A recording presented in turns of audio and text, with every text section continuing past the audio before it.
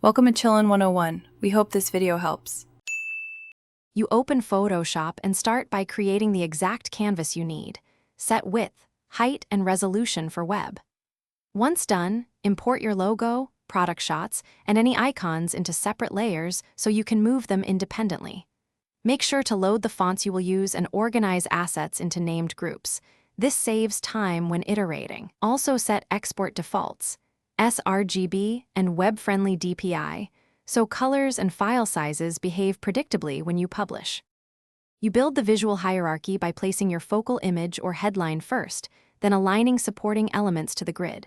Next, apply contrast. Adjust color, scale, or white space to make the focal point read instantly. Use layer styles sparingly. A subtle drop shadow or stroke can improve legibility. Once the layout is set, design your CTA with a high contrast color and clear text so it pops even at smaller sizes. Finally, duplicate artboards to test variations and responsive crops. You're ready to export. Use Export As and create both 1x and 2x files for crisp displays.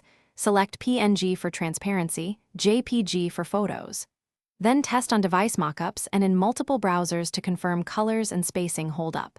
If something breaks, simplify, remove complex shadows, increase contrast, or enlarge the CTA so it reads from a distance.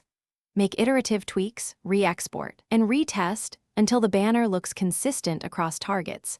That final check prevents surprises in production. Thanks for watching. Consider subscribing if we helped you.